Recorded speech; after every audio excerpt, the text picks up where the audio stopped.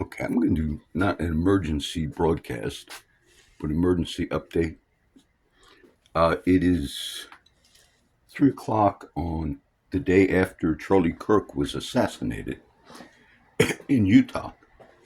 Now, most of you that have been reading my Facebook updates, you could see I cover and follow a lot of world news all the time. But I haven't really made videos on it because this will not get reposted, but this is going to be titled Who Killed Charlie Kirk? Now, if you go back, those that get to see this video, if you read my Facebook updates the last few months, I cover everything Russia, Ukraine. I just have an interest in that. And because I've been doing it the last few weeks more than a long time, I'm getting to watch a lot of the live coverage of things. But one of Charlie Kirk's very good friends, today there's a lot of questions on why they have not, as the time I post this, they have not caught the assassin who killed Charlie Kirk. And one of Charlie Kirk's close friends, who also does a political news show, and I've watched a lot of them, he does not realize the statement that he repeated is very important. When you're dealing with EMS and people that are dying and so forth, one of the things we are taught and we've taught others is if somebody says to you, I think I am dying, that you pay attention to that because oftentimes people know when they're dying. Charlie Kirk told his friend in the last few months that because his views changed about Israel, I didn't know and follow Charlie Kirk, just I knew his name. But I'm assuming his views changed more like Mr. Wickoff's views would be, maybe not as pro-Israel as Charlie or as Israel would want. But Charlie specifically told his friend, I'm worried I'm going to be assassinated by Israel. That's the key statement to everything that's going on this day as I posted, which is Thursday at 3 o'clock. I always forget dates, so I'm very bad on dates. But it's the day after the assassination. Now, I don't want to say this is a breaking story. I believe that statement is going to be all of the very intelligent analysts on all these things, they've not picked up on it yet. Not even his friend who quoted Charlie in telling him that. Because a lot of things happen in our world, a lot of assassinations and things. And Charlie was shot there at the event in Utah, Provo, Utah.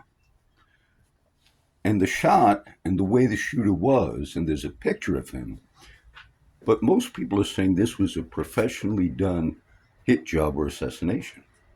And the building that the shooter was on, there's a back parking lot. You could get to the highway, I-5. It's a highway that takes you right to the Utah airport in 45 minutes. You could be out of the country. Within an hour and a half, you can be flying out of the United States. Now, this is simply just what I'm reporting of what I learned in all the different things.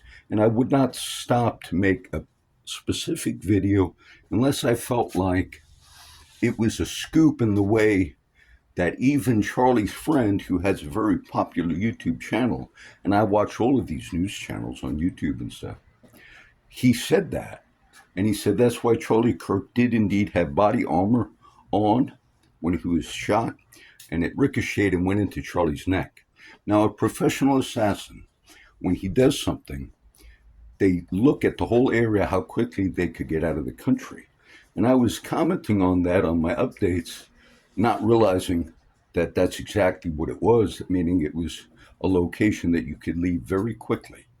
And a professional hit you would do it, you'd put on your other clothes real quick, you'd have a very unassuming car because you know that emergency vehicles are going to be streaming down past you to the event. And you're going to calmly be able to head out, have your ticket that you already purchased from the airport ready, and you're flying out and nobody knows. Now, there was a Wall Street Journal report. I'll do it quick. This just update. The Wall Street Journal report said on the bullet, on the ammunition that killed Charlie, there was a trans message, sort of like saying, "You are against transsexuals, Charlie Kirk, conservative." Therefore, they put that on the bullet to say, see. But I'll tell you, people that write on a bullet to give a message, like the other case that was covered up in New York where the CEO of a health thing was killed, they're normally somewhat prepared and trained to carry out something. And I think that might have been a ploy to have the whole country, which they're doing today at 3:07 p.m. Oh, September 11th. I would never remember the date, but it's September 11th, so I can remember the date at 3:07 p.m. So today, as I posted, I think that's the key thing to all the words that were spoken. And really, in honor of Charlie Kirk, whether this is true or not, what I'm saying, the best way to honor him would be to speak what he said to his friend. And he said to his friend, "I'm worried that Israel is going to assassinate me." Now, that's my political posts have dealt with Israel in all countries. And so I'm not saying that in a way to fit in with my political analysis of things, which has been Israel and Russia and everything. But it's very strange that that would come up in this day where I'm getting to speak. And it came up right in the midst of what I tried to discuss. Because some of my coverage of Israel was not to be critical of them, though I have been, but just to say I thought they manipulated Donald Trump in dropping the bombs in Iran. I tried to cover that, the B-2 bombers that dropped the bombs and destroyed pretty much the nuclear site in Iran. I felt like there was manipulation because Israel felt like it was to their benefit to do certain things. But if Israel felt like a very influential friend of Trump, who is Charlie Kirk, was turning his views somewhat negative towards Israel, and he has the president's ear. In the annals of kings and presidents and rulers, you don't want a person like that if you're trying to get the president to go side your way. And Mr. Wickoff, who's a very talented special envoy of Mr. Trump, he's been critical of Israel from the start. And so nations do things. And nations do things, and it's a risk.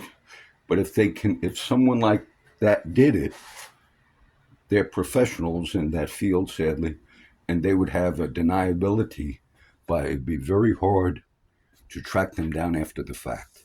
So, in honor of Charlie, I'll title this, "Who Killed Charlie Kirk?"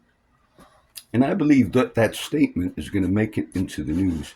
I just updated Facebook on these things, and I did send a link to it to some of the people and some of the news people that cover this.